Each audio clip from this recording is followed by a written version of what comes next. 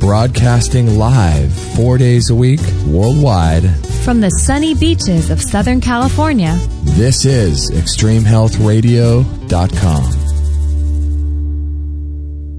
This is Dr. Bradley Nelson, author of The Emotion Code, How to Release Your Trapped Emotions for Abundant Health, Love, and Happiness. You're listening to Justin and Kate on Extreme Health Radio. For more information about the Body Code, visit ExtremeHealthRadio.com/Body Code.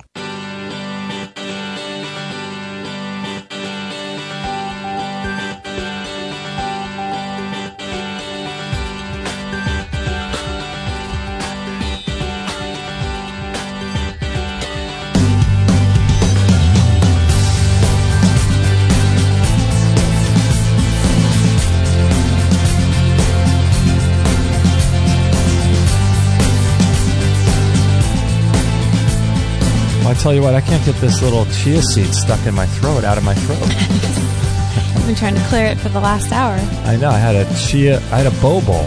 A bow bowl. A bow bowl for breakfast. Yeah. Full of chia seeds. What is a bow bowl?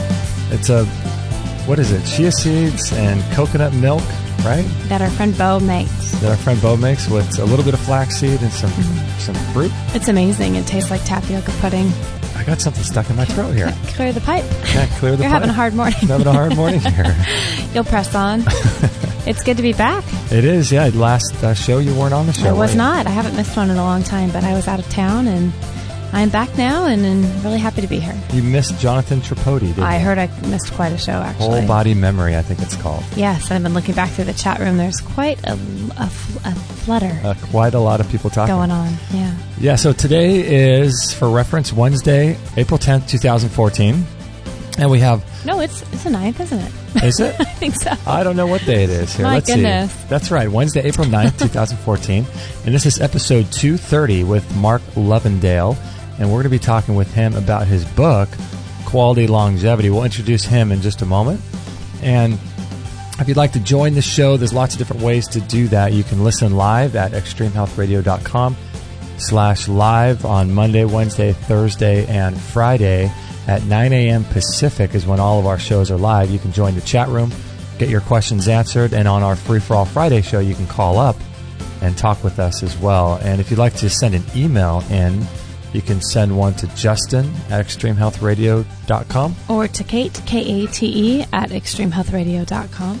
And you can also send pre-recorded voicemail straight from your computer. We have links for that on the website. You can send those straight from your computer if you want to send an audio question into the guest or to us. There's links for that on the right-hand side of our website. And let me take a look here, Kate. We got some good guests coming up, as we always do. Let me take a look here. Thursday, which is tomorrow, April 10th, we have Richard Hansler, and we'll be talking about the dangers of blue light. I keep hearing about that. Quite a subject. Yeah. Great. We had Dr. Jack Cruz, who's a paleo guy, and he's a neurosurgeon. Right, he is. And he talked about one of the biggest dangers to our culture today is our exposure to blue light. And he talked about Steve Jobs. And so we're going to be talking with Richard Hansler about that. And also Greg Catton. Wednesday of next week, we'll be talking with him about herbs and cancer and his work with these different Amazonian herbs. I think he's down in Ecuador, isn't he? Yeah, skin cancer and things. That should be a good show. Mm-hmm. And then Dr. John Bergman will be talking about arthritis, blood pressure, cholesterol, all kinds of stuff like that. And he's a great one, Dr. John Bergman. And little something for everybody. Yeah, right? Yeah. Today we have Mark Lovendale, and this is going to be an honor to speak with him.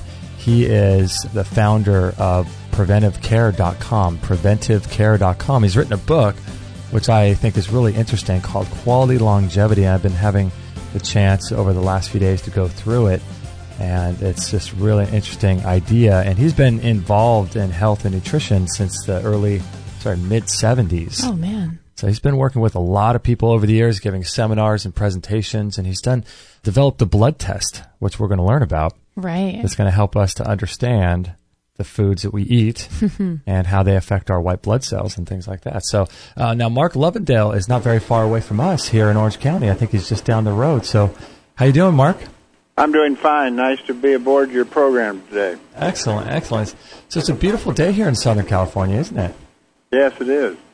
We're so blessed. I just drove in from Phoenix, and whew, it's already a little hot. So we're feeling pretty good here today. I know, right? Yeah. So, Mark, you got involved in the health and nutrition world. Can I say in the mid '70s? Yes, I met Dr. Theron Randolph, and I was doing research for the NIH at the time, and I learned from the general medical approach. What they were working on was to find new treatments for our symptoms rather than to remove the cause. But Dr. Randolph had an entirely different approach. His approach was to leave the symptoms alone and make improvements in the lifestyle until the symptoms went away. And it was revolutionary at the time, because at that time everybody was looking for a new drug or a new surgery, where in fact it could be shown that getting the foods right caused a large number of symptoms to go away.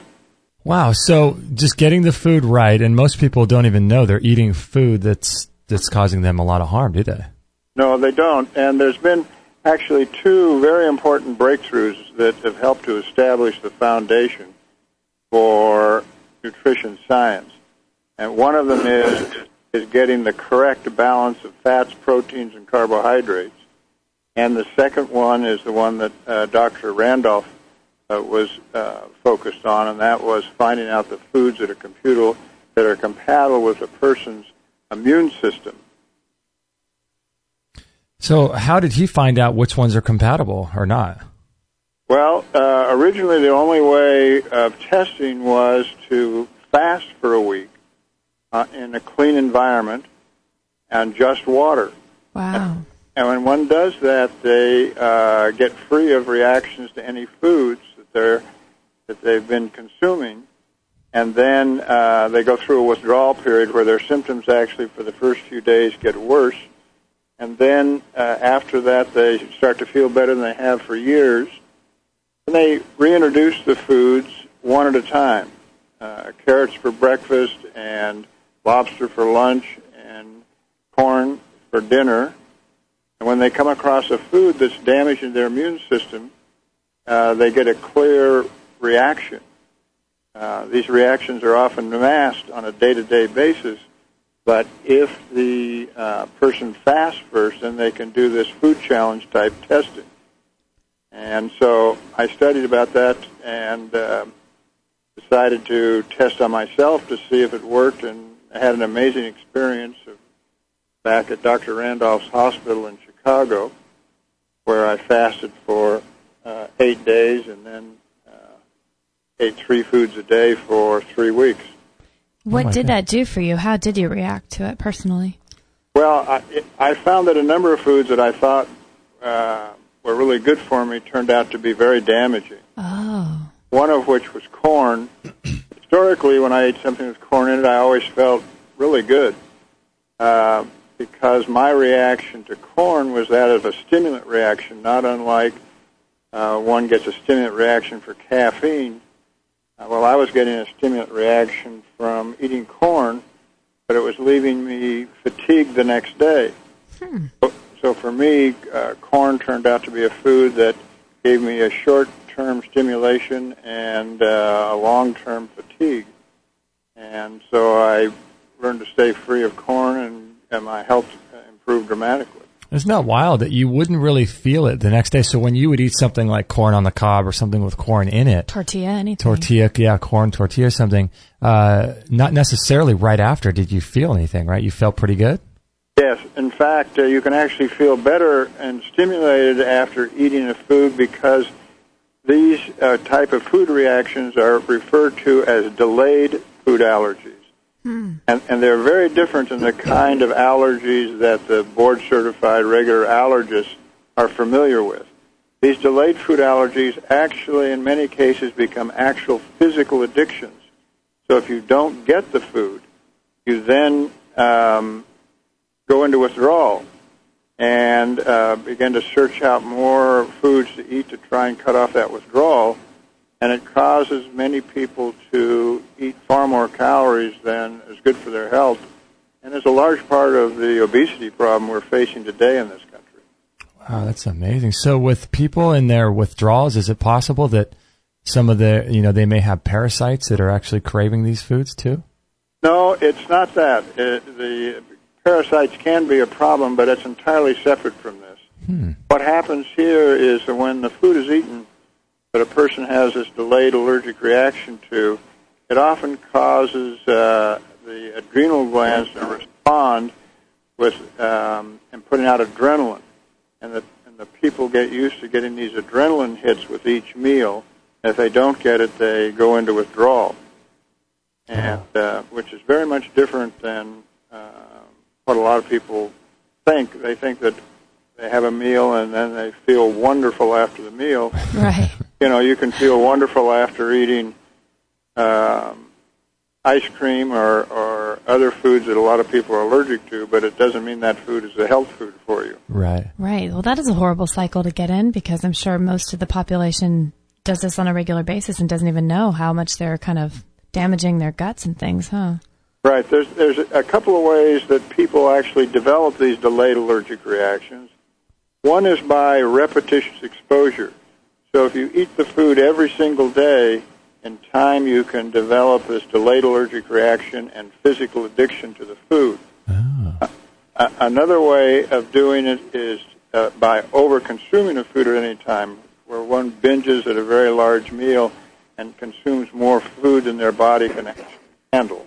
Wow. So is it possible, Mark, to have your body react differently? Like for you, for example, and your reaction to corn that you did many, many years ago, is it possible for someone to clean up their diet and then be able to eat corn many years later, do you think?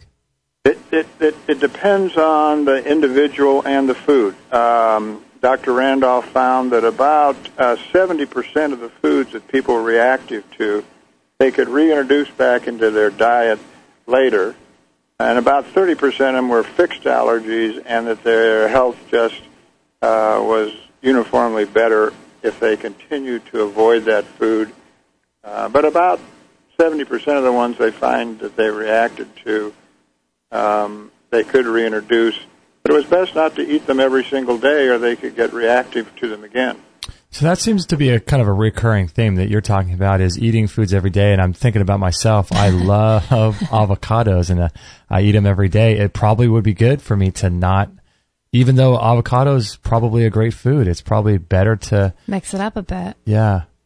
Yeah. And you can somewhat test yourself to see if this is going on for you, because you can, if you've been eating whether it's avocados or wheat or dairy, whatever, is to go off of those foods and then see if you feel worse for 3 or 4 days going through withdrawal.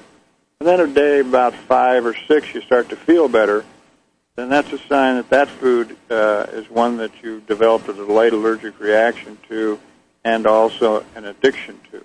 Interesting. Okay, so you probably stay off it for about a week, you think?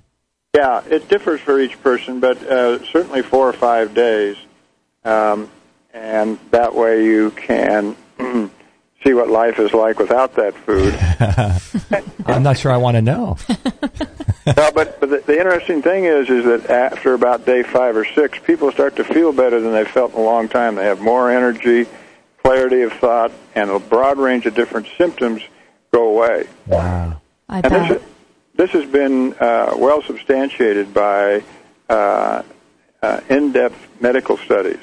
Dr. Randolph went over to England and shared these approaches with doctors over there, and they caught on to it rather quickly.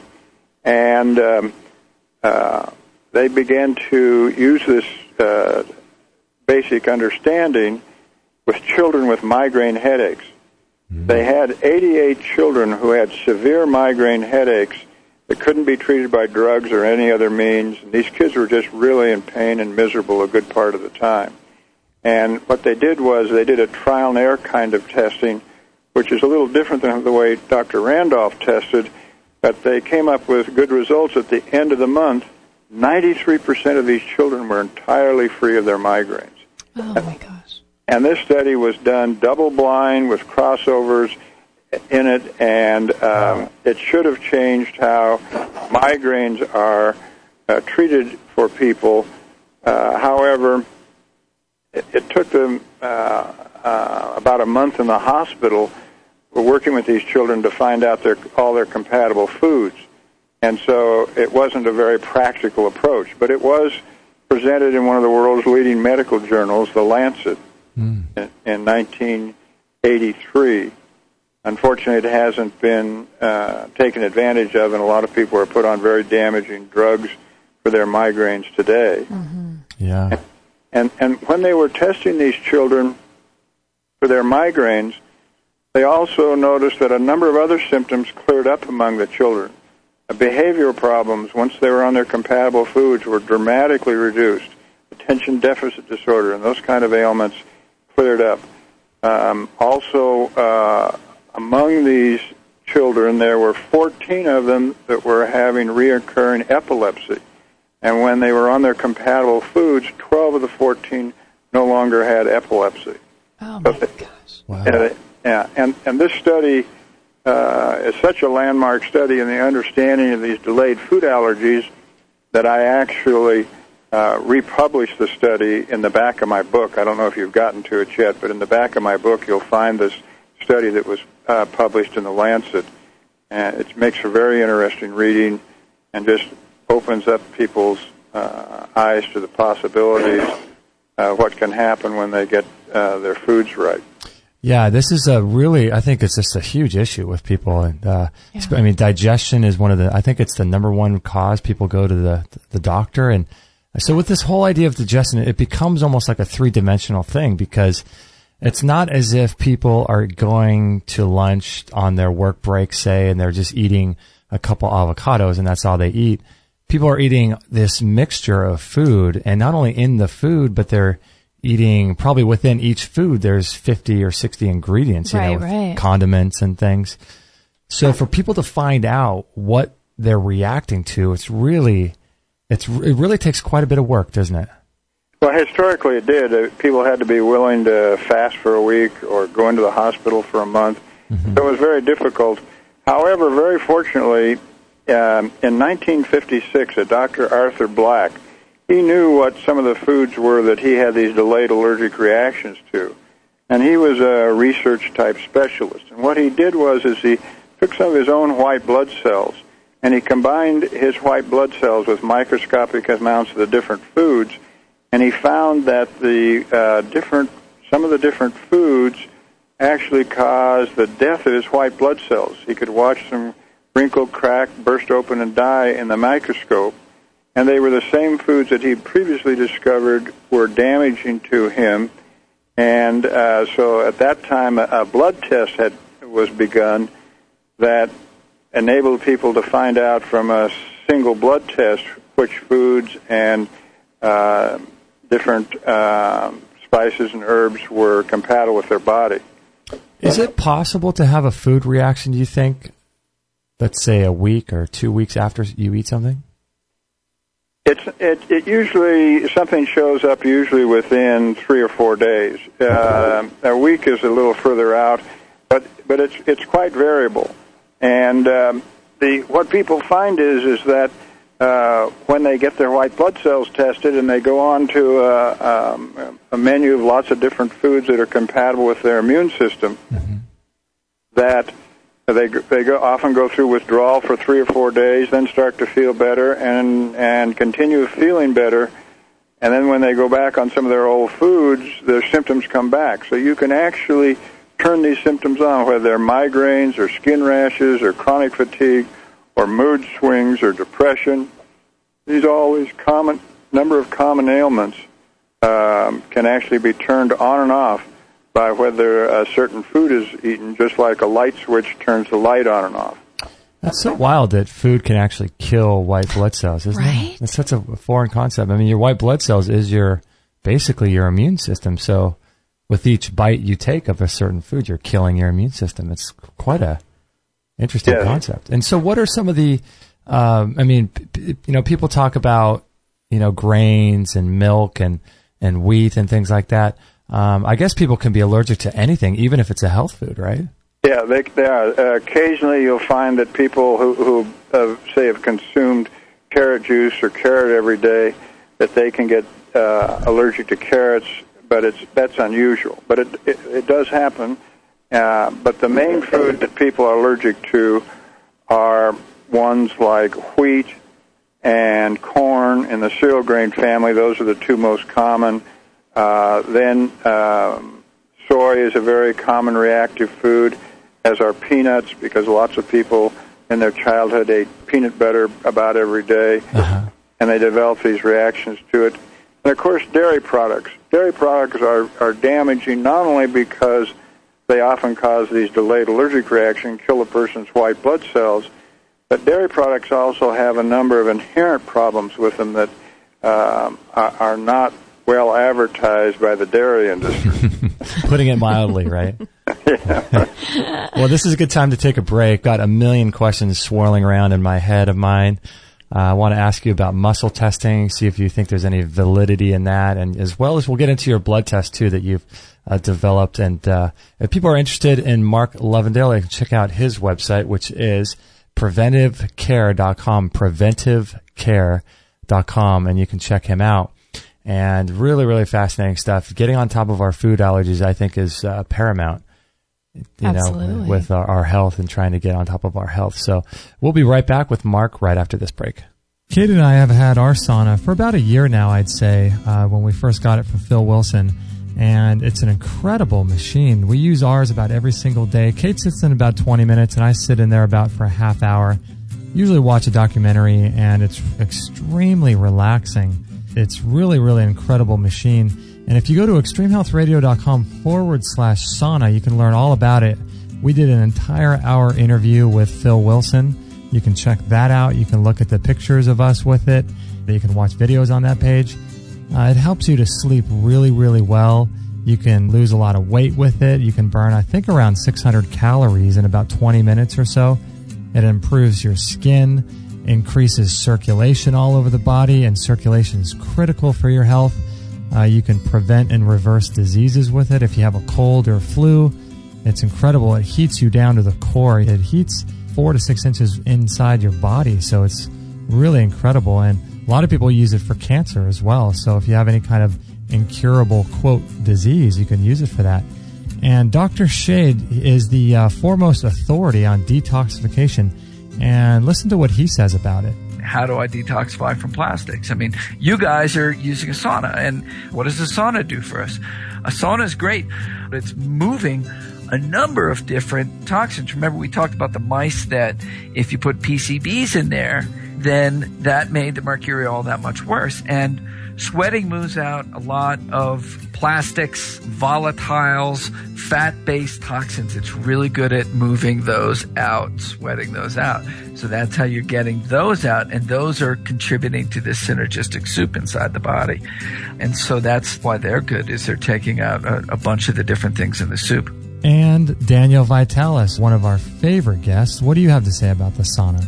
When you go into the sauna, like a far infrared sauna like you discussed, your body goes into a deep relaxation mode, and your sympathetic nervous system shuts down and your parasympathetic nervous system turns on. And when that's active, that's the nervous system, part of your nervous system that's active when you meditate. That becomes active, and your detoxification pathways open up wide. Why is this important? It's important because when you go running and you sweat, you're not necessarily eliminating very much toxicity from your body. But when you sweat in the sauna, you eliminate a lot of toxicity from your body. So sweating in a relaxed state is how we eliminate.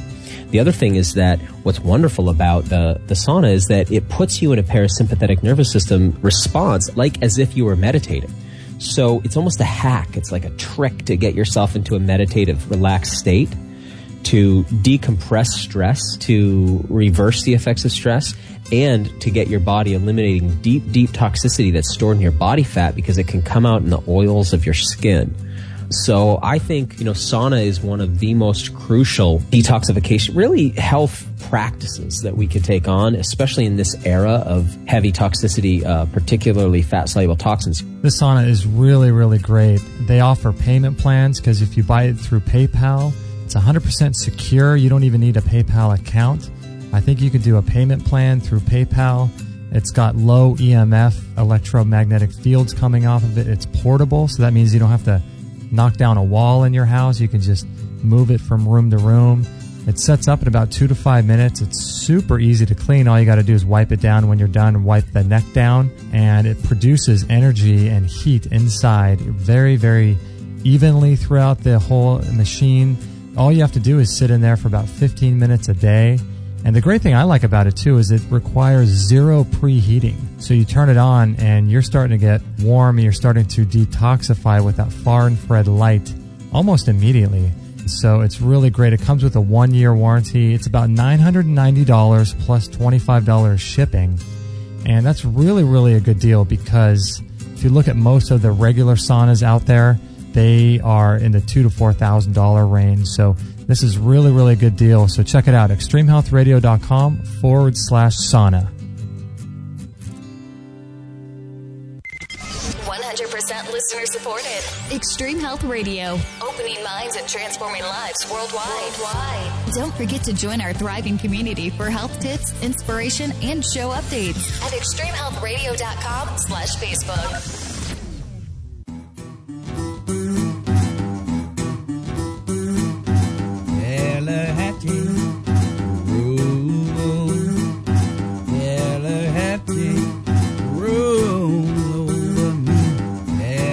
Well, I tell you what, Kate, I would hate to be allergic to green juice.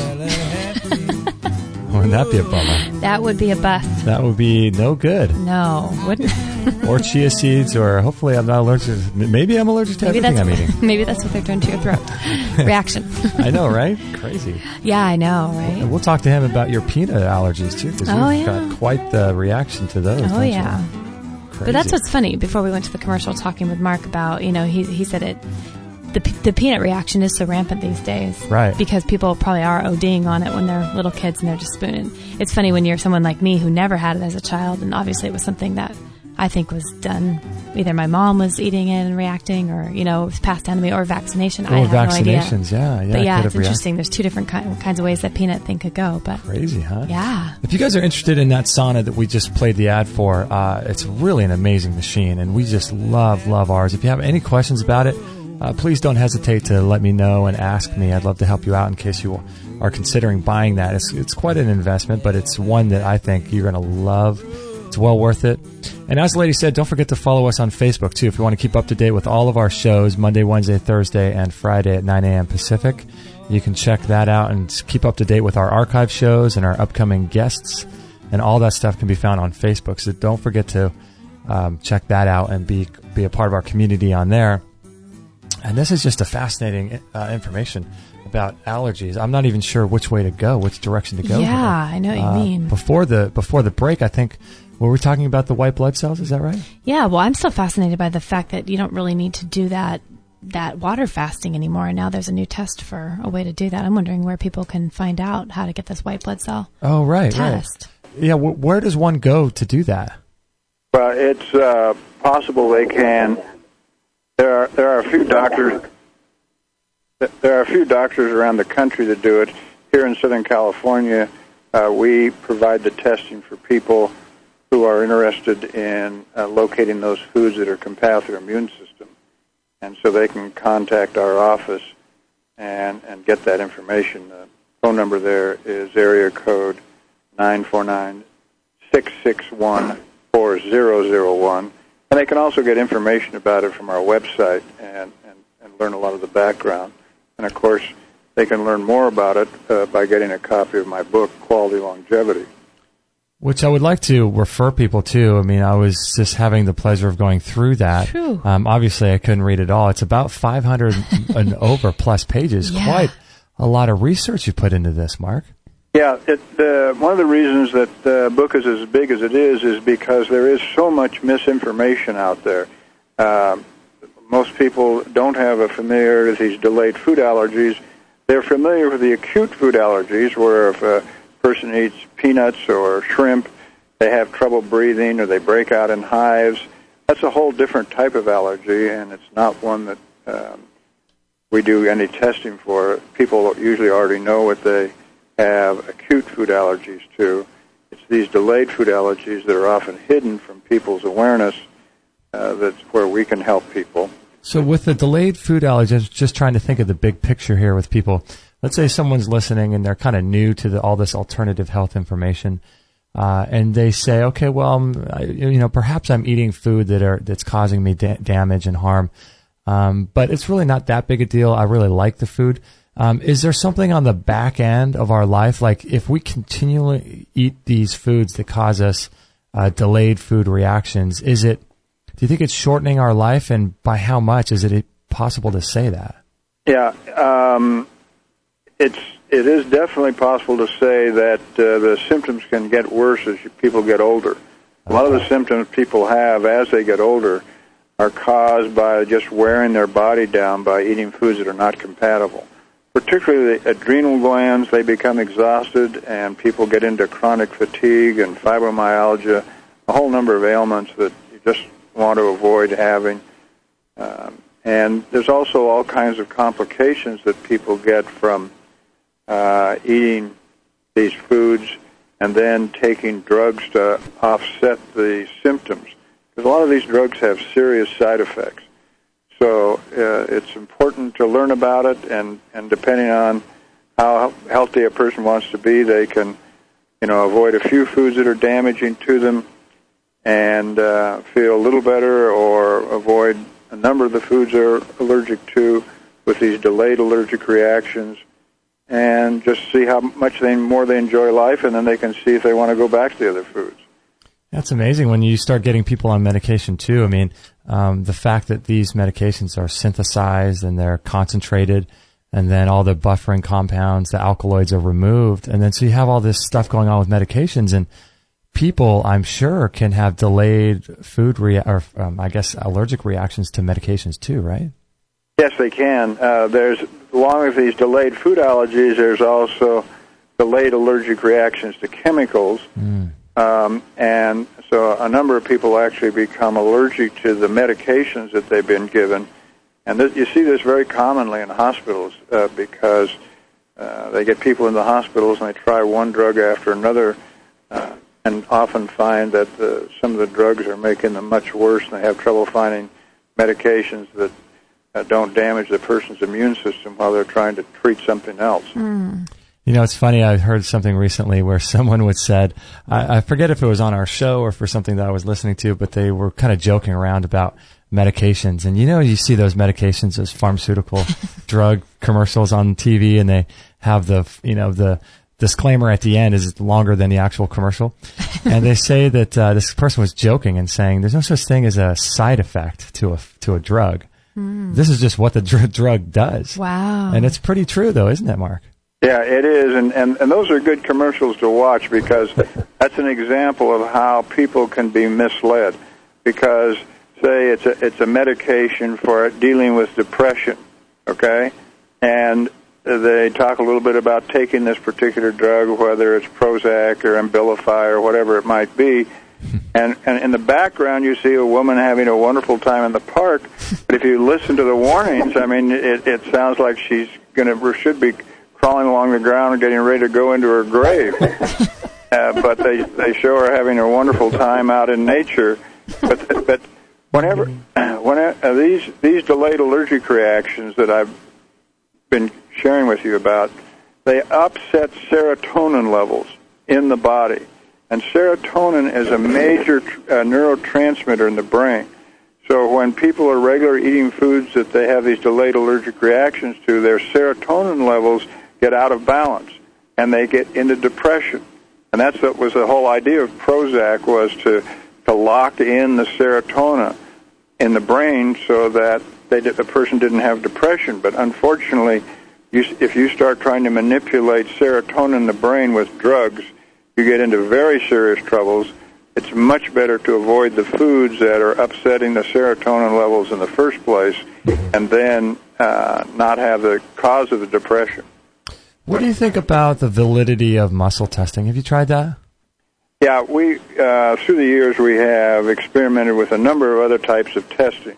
And there's a number of things that can be done during a muscle test to give the person conducting the test any kind of results he wants to come up with. It's how the twitch fibers in the muscles, how they fire on the first and the second loading. Also, though, there is some limited value in muscle testing if the food's actually put in the body. You can't hold a handful of a little bottle with sugar in it and then be test weaker. It often happens, but the power of suggestion is so great. In other words, we actually ran studies where we'd have a little bottle with sugar in it and another bottle with beach sand in it. And when we told the person they were being tested for sugar, but it was actually beach sand in the bottle, they got much weaker. So muscle testing is very susceptible to the power of suggestion. The only time it can be of value is if the person puts the food in their mouth and holds it in there for about a minute and then do some muscle testing. Then the foods do actually enter through the sublingual tissue under the tongue, and reactions can develop that way. And in fact, they can go to our website. There's a video of our website of a woman being tested where she's given some wheat to eat, and even before she swallows it, it begins to upset her brain chemistry. Isn't that wild? Yeah, well, that's interesting. Yeah, I think being in tune with what you're eating and with your own body is a key thing, because people are just shoveling down God knows what in every meal, and they're not even taking the time to have at least a little bit of intention to either food combine correctly or do some muscle testing or something, right? I mean, something's better than nothing.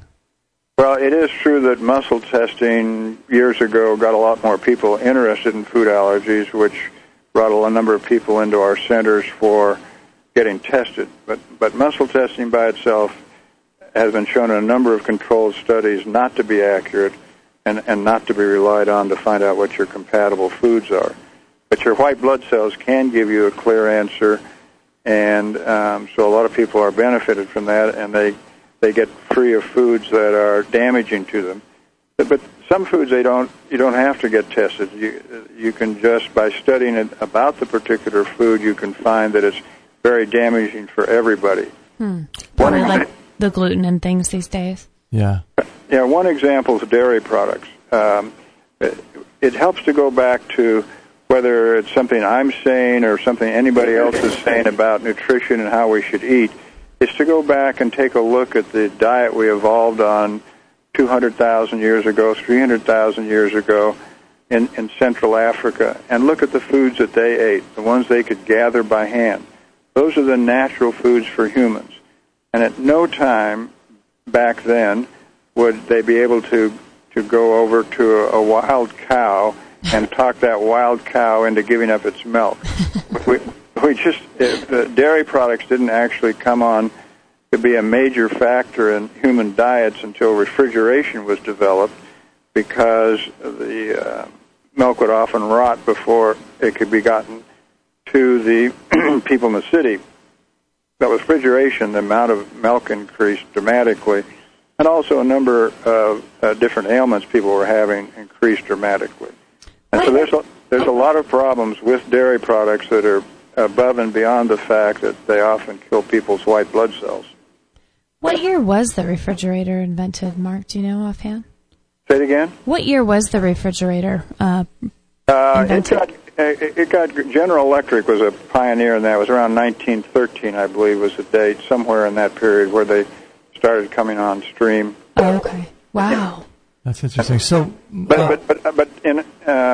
it is important to be aware that dairy products have been part of the human diet going back maybe 7,000 years. Some people say 9,000 years, that they've been eating cheese of one form or another, because once milk's made into cheese, it doesn't rot very readily, and could, in those days, could be used to keep people from starving to death when other foods were not available.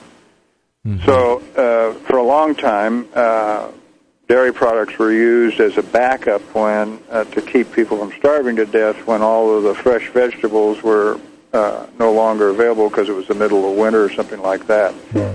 And they've been damaging human health for a long time.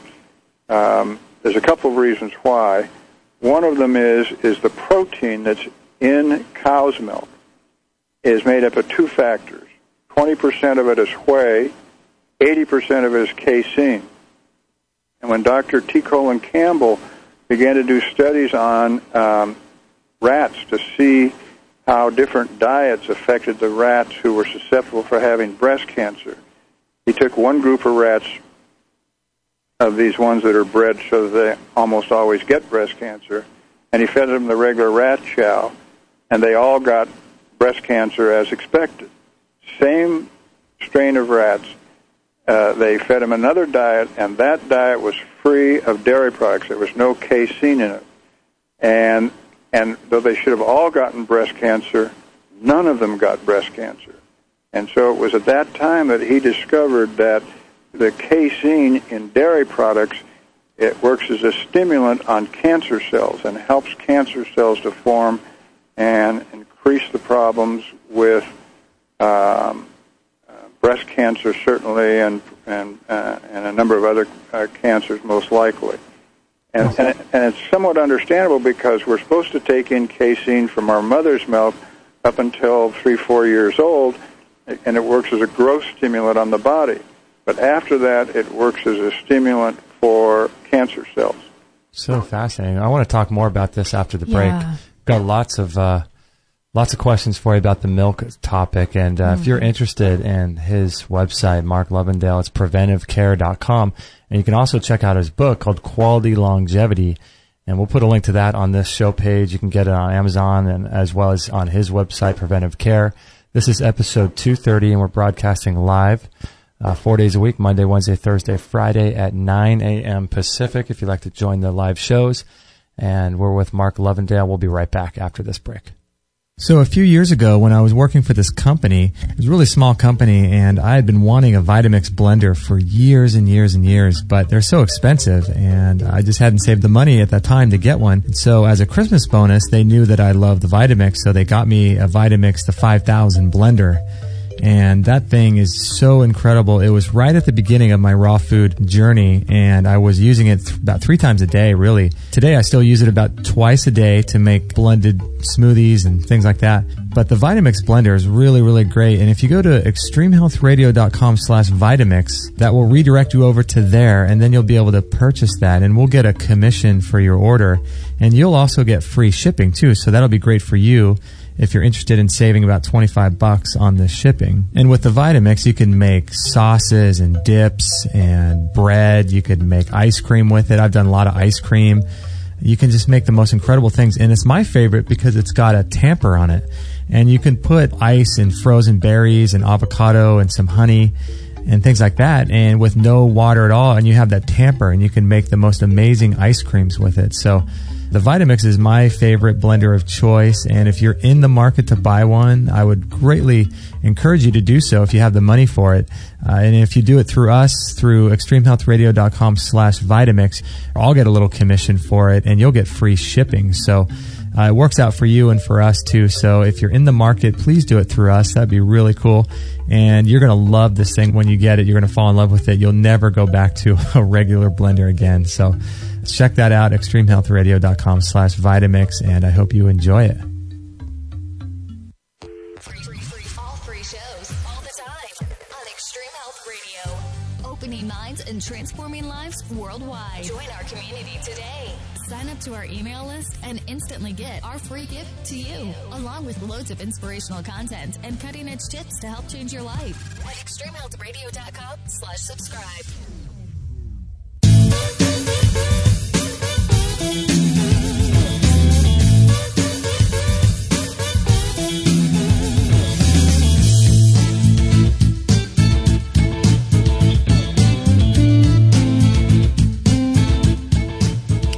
All right, we're having a great time here with Mark Lovendale from preventivecare.com, the author of Quality Longevity, which you can get on our show page if you like, episode 230, or via Amazon or from his website, preventivecare.com. And I just want to let you guys know, too, about that Vitamix blender. I can't recommend this thing enough, isn't it? Just so it's so great, isn't it? It is amazing. I mean, one of the most used and beloved items we own, isn't it? Beloved, it is. Yeah, No, I use truly. it twice a day at least. Yeah, me too now. And you just made a smoothie with it before the show, didn't you? I did. It's tasty. Yeah. Good stuff. If you go through our link, you'll get I think it's about $25 or $30 off the shipping. So you get free shipping. if you go to extremehealthradio.com/Vitamix and purchase it that way, it's a great way to save yourself some money, and it also helps to support us and keep the show free. And I just want to let you know, too, also, as the lady said, don't forget to sign up to our newsletter list, because we've got really great weekly updates to our radio show and inspirational newsletter messages that come out once a week, and you get to keep up to date with everything we have going on. So we'd love to have you part of the newsletter list. So all you have to do is go to our website and you can sign up there. And so today we are with Mark Lovendale from PreventiveCare.com. And before the break, we were talking about milk. Milk is such a big deal these days. It's a big deal, but it's funny. It's such a big deal, but people still love it. And even in the health food community, there are people that are advocating milk, the raw milks and things. And pasteurized. I, for one, I wanted to like it at one time, but I don't drink that anymore. And I don't even do well with the raw stuff. Me neither. I can't do it. So, Mark, with the raw milk, have you found the same types of situations going on with raw milk? Yeah, raw milk has the same percentage of casein in it as other milks, and raw milk has the disadvantage that every once in a while the cows will slough off bacteria into the milk that don't get caught, and so there's a number of people who get sick, some of them deathly ill, around the country each year from drinking raw milk. So it has all the problems of regular cow's milk, plus it adds the infection factor, which is distinctly no good. And so I devoted an entire chapter 6 of my book, lays out all the different information that's available at this time as to the problems with dairy products and how and why we've been misled on that. Yeah. One thing I want to mention is that it is possible to go to Amazon and get a copy of Quality Longevity. However, that's a previous edition that's on Amazon. The new edition is just out, and we actually have not worked out an agreement with Amazon for the new edition. So, and the disadvantage with buying the 2003 older edition on Amazon has become kind of an antique, and they sell anywhere from $80 to $300. Oh my goodness! Good to know.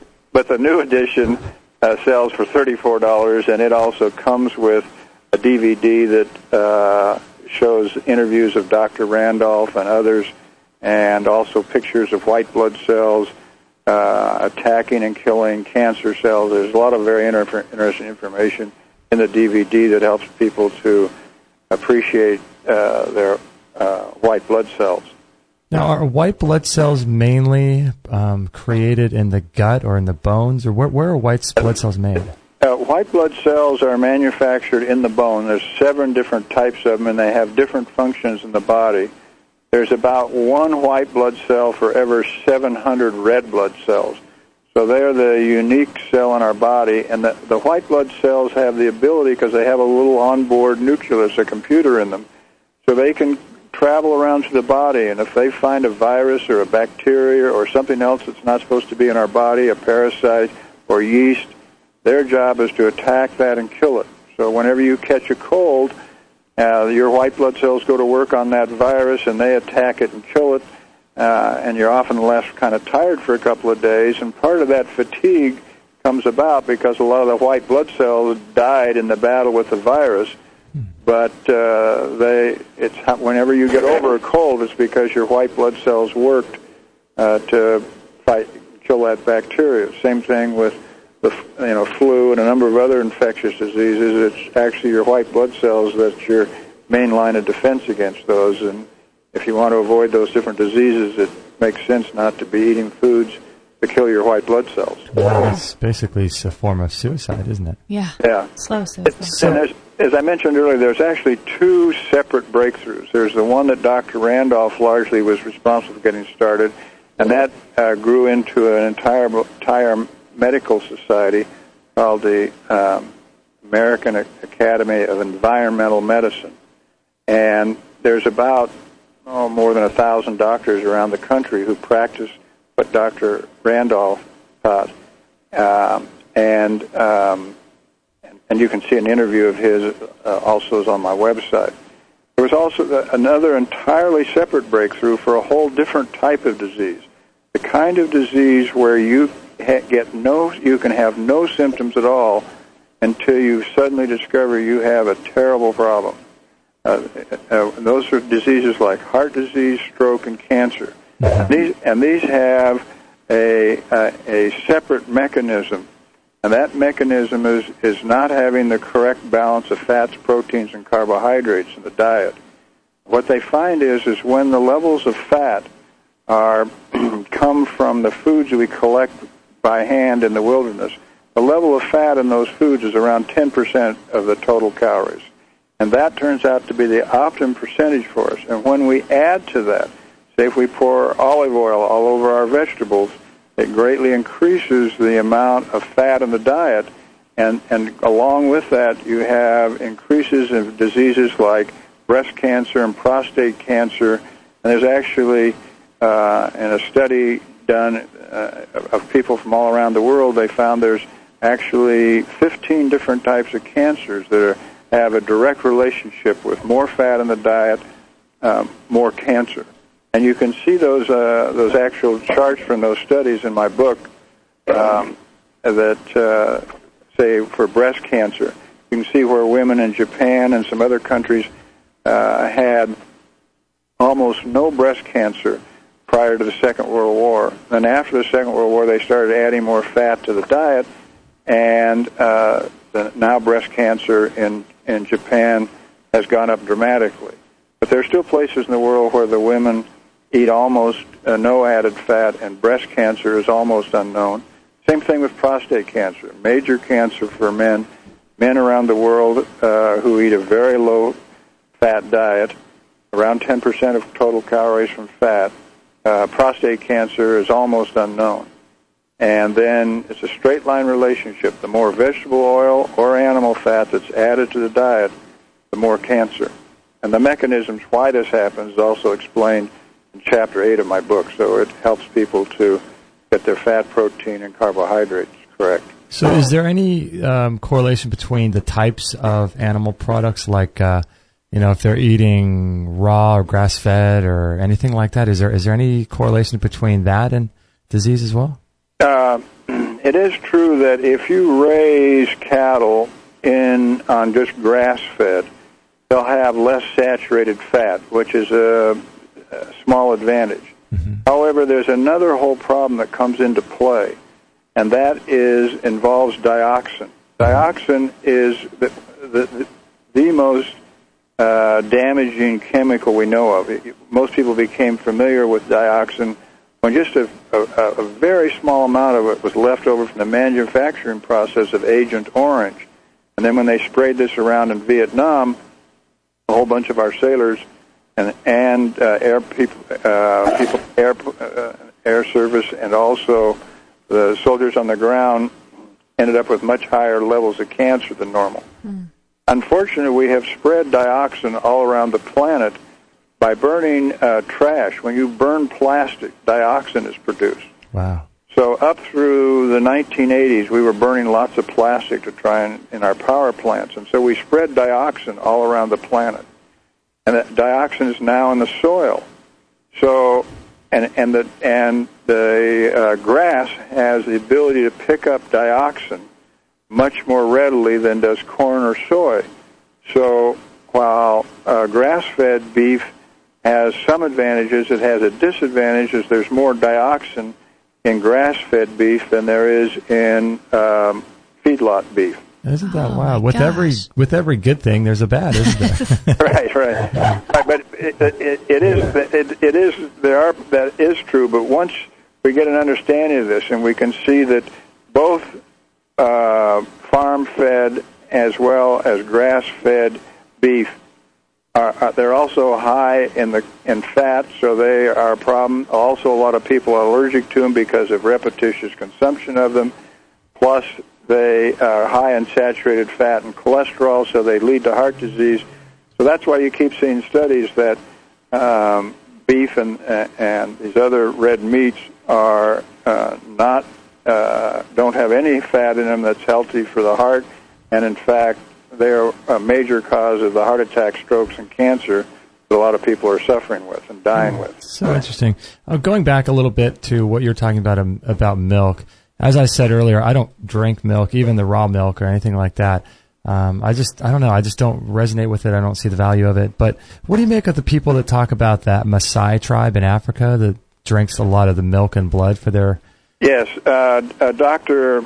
Mann went to Africa in 1962, and he studied the tribe, looked at them, talked to them, and did not see, in looking and talking to people, he had not heard about any of them having heart attacks. But he came back and wrote up an article saying that here's one group of people who are eating lots of fat from the dairy products and from the milk from the cows and also from the beef, and they're not getting heart disease. So then if one group didn't get it, then the cause of plaques in the arteries and heart disease and strokes has to be something else. So the American Meatpacking Association paid for him to go back to actually do a study on the Maasai, where he did an autopsy study on Maasais that were from 19 years old up to about 60 years old. And when these are ones who died because of infection or they got attacked by a lion or whatever the problem was, they died by accidental death. And they did autopsies on their hearts, and they found that their arteries in their heart were heavily coated with plaques from their high meat, high dairy diet.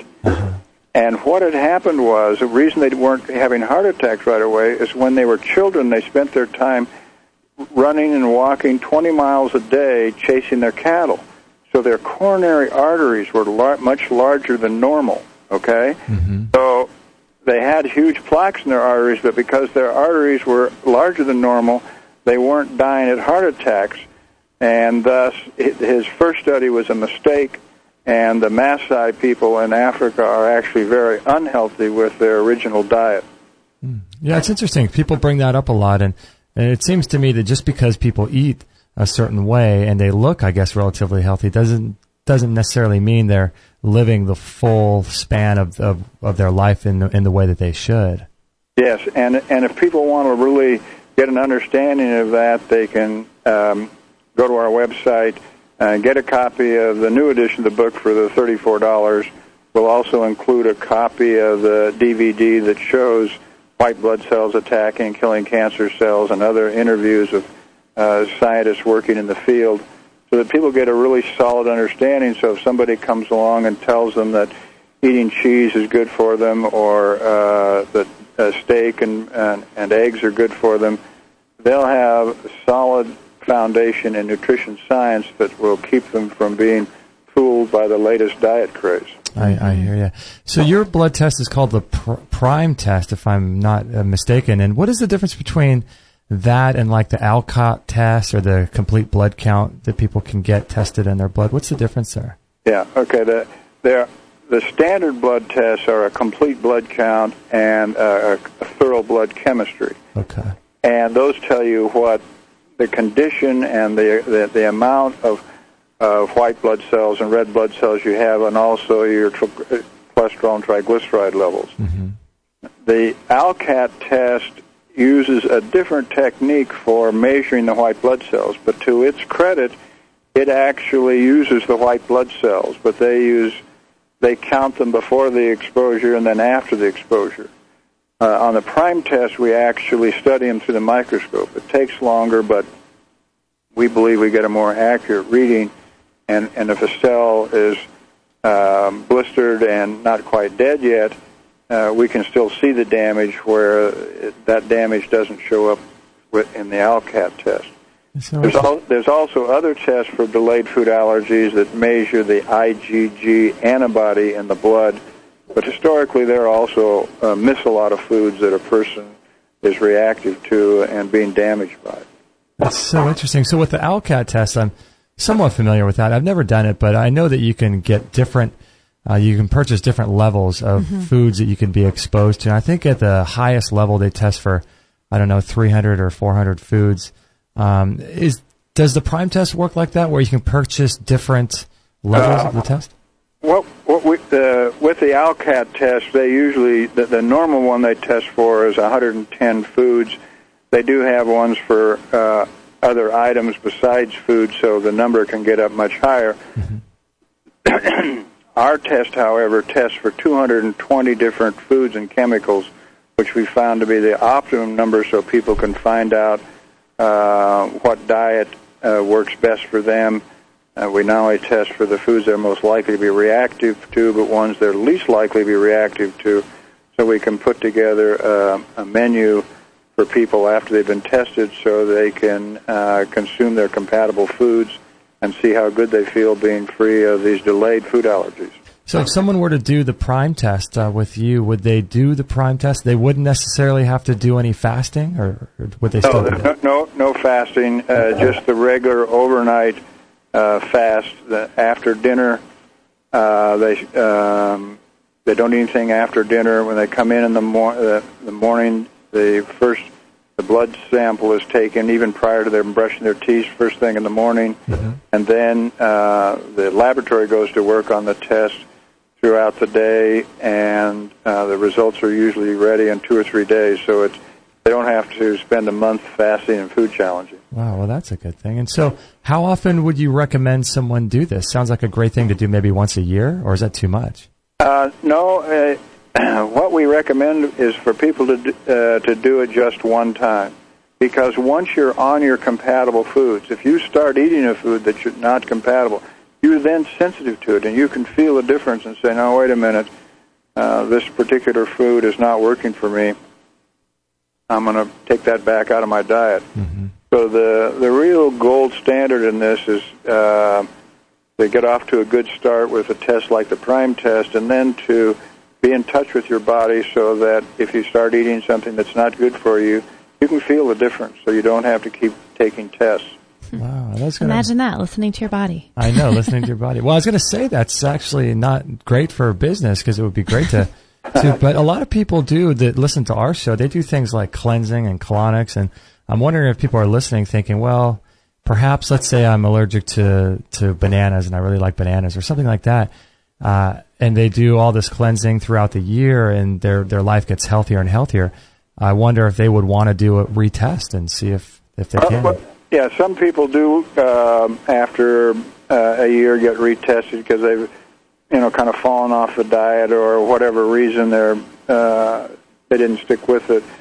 However, one thing that's important to understand is that when you're eating the foods that are compatible with your immune system and also compatible with your arteries, each one of those meals is high in fiber, and each meal works as a cleansing in itself.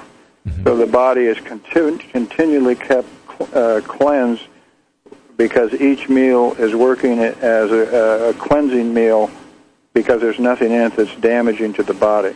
I love that.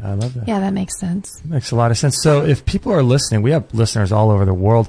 If they're in different countries or different states, can they still do the test?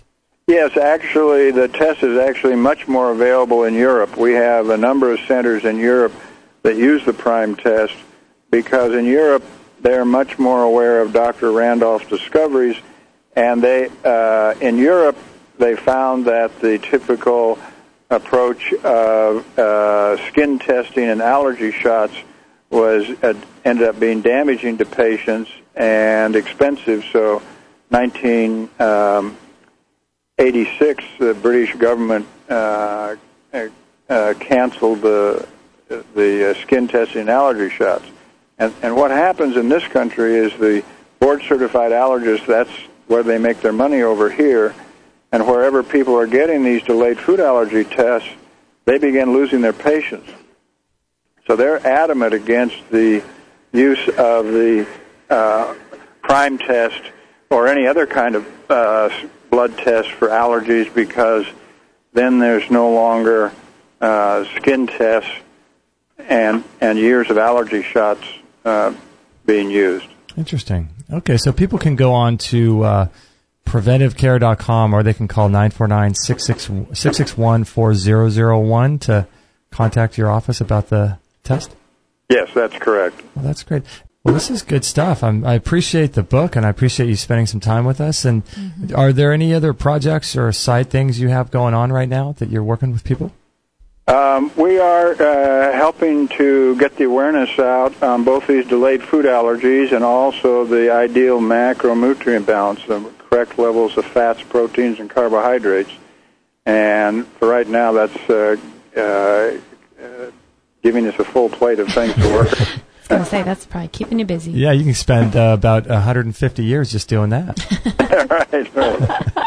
Well, thank you, Mark, so much. I appreciate your time, and I appreciate the book, and I just appreciate everything you're doing to helping to educate people and getting some their blood tested and finding out what foods they're reactive to. I really appreciate your work and your time today. Well, thank you, and thank you for this opportunity to share with your audience, and we look forward to having them, first step being purchase the book, and then if they decide to go on and get the test, we'll take the price of the book off the test because the book comes with the test. Oh, excellent. Wow, that's so amazing. great. All right, everybody, we're going to close out the live show. So, Mark, please hold on. Hang tight. We're going to close off the live show right now. If you are listening live, don't forget to go over to our forum if you have any questions or comments about this particular show with Mark Lovendale, where our forum is wide open, and you can go there and discuss the episode and any of the things that he said. That would be a great place to discuss everything. And we broadcast Monday, Wednesday, Thursday, and Friday at 9 a.m. Pacific. So stay up to date with our shows, and you can check those out every morning at 9 a.m. And thanks for listening live. Wow. So what did you think about Mr. Mark Lovendale? Well, I think with every guest, we get so many conflicting opinions and information, and I just think it's some really interesting things he had to say, especially near the end there about Fukushima, as well as the muscle testing that stuck out to me because I'm a big fan of muscle testing. I see a lot of value in muscle testing. I see it too, but I also see value in what he was saying that, there is no way to get an unbiased answer from your body. If someone's asking it, I think testing on yourself is a little bit probably more valid than actually someone testing on you. I could be wrong about that. Right. Just because they are putting something kind of preconceived notion in your brain that you kind of have an emotional response to, right That's away. True. But then again, in your own brain, you could be doing the same thing as well. Like, oh, I really want to eat this, this supplement. I think it'll be good for me. And is it really? Or are you just telling yourself? Well, too, I've done it with food, and it's interesting because there'll be a certain type of food that I'll do muscle testing on, and I'll wonder, should I eat it, or should I put it in my smoothie or whatever it is? Absolutely. And I'll do muscle testing, and it'll say no. Right. And so I'm obviously not I'm not just saying yes to everything I want to eat. No, and that's happened with me as well. That happens a lot with me. Yeah, that does happen a lot with I'll me. think, oh, should I put this little bit of vanilla extract in my smoothie or something? Right. And I really want it, and then I'll test for it, and it says no. So I don't know. I think muscle testing is I think it's extremely valuable in the sense that if it does nothing else, then it teaches people to listen to their body. Absolutely. I agree with that. And even if that listening is not accurate, which I think it is to some degree, I'm not sure how accurate, but if it does nothing else but just slows you down and take a thought and a second before you shovel this food in your mouth, I think that if nothing else, I think it's valuable just for that. Yeah. No, I completely agree. Are you still going to do it? Well, I'm going to continue to test my things. But it has been working for me lately, and that's where I'm at right now. So I do see value in it personally. I just thought he posed an interesting thought.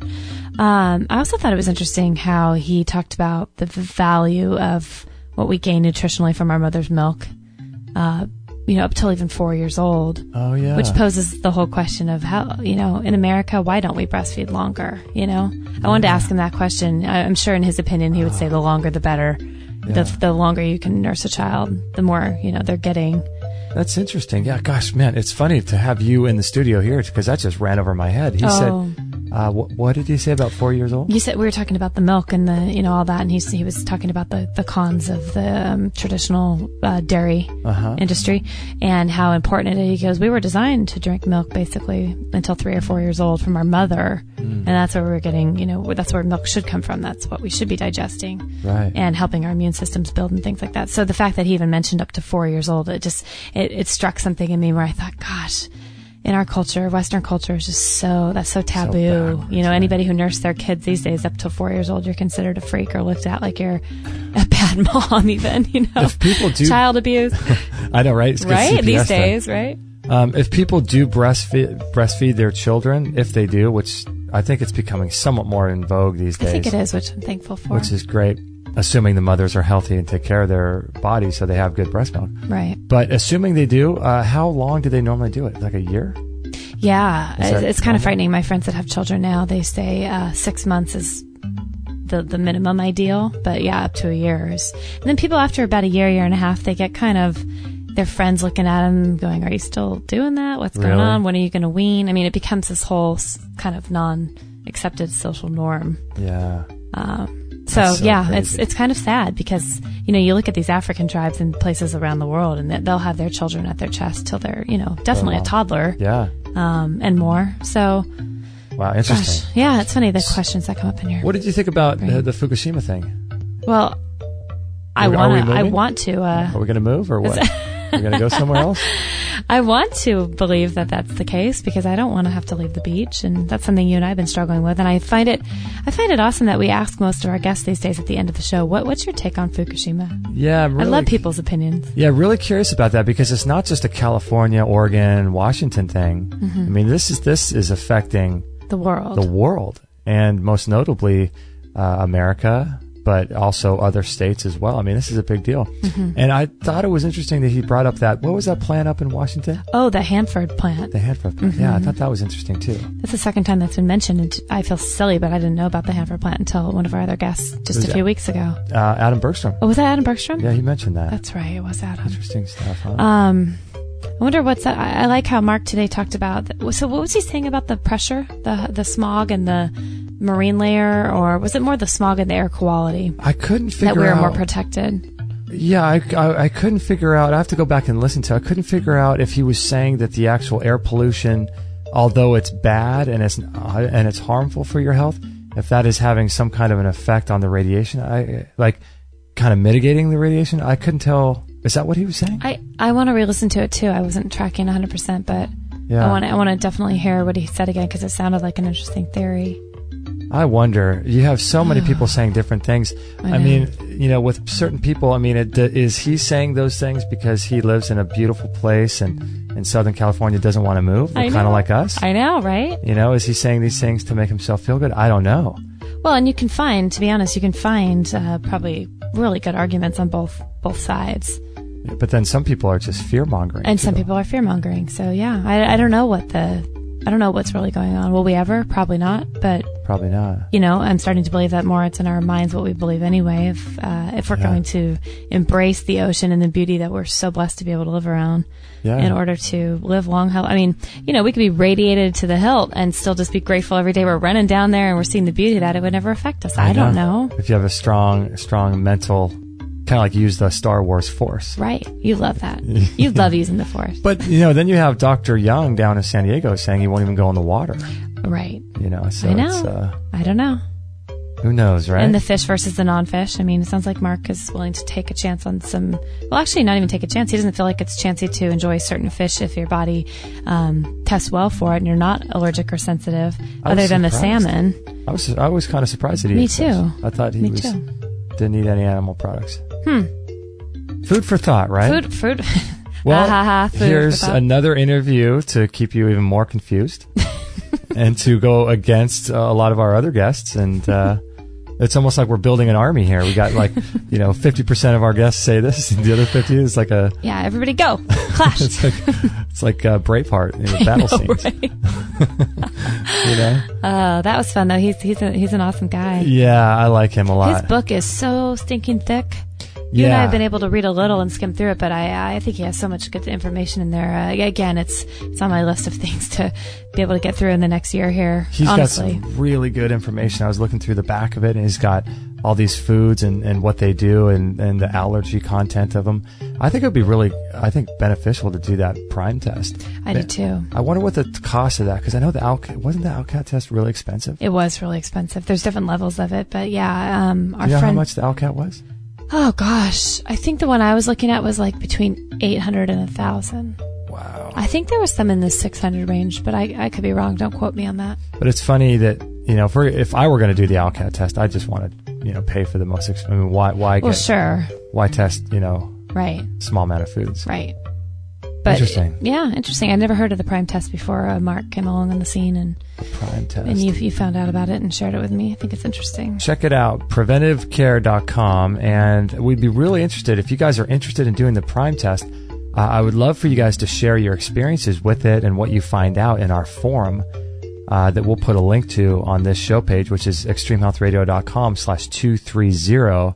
And you can find the link to the exact thread of the forum where we're going to be talking about everything that Mark said. And if you do have any experience with the Prime test, I'd love to hear about it. I would love to hear about it. Yeah, interesting, huh? Yep. I think I want to try all this stuff. That's my problem. I want to try it all, right? Right. Yeah, so it's time for us to try... to take a break and go stretch. That's right. Get up and go stretch. So thank you, everybody, so much for joining us. I really, really appreciate it. This is episode 230, and we are broadcasting live 4 days a week, right? Yep. And don't forget to check out our upcoming shows. We have, I think, Mark Hansler tomorrow talking about the low blue light, the dangers of blue lights, and his company. I'm sorry, Richard Hansler, the dangers of blue lights, as well as Greg Catton, Dr. John Bergman coming up, arthritis, cholesterol, cancer, all kinds of great stuff. So keep up to date with our shows. And don't forget to follow us on Facebook and join our forum and just keep up to date with everything we have going on. So thank you so much, everybody, for joining us. Thanks, guys. Bye-bye.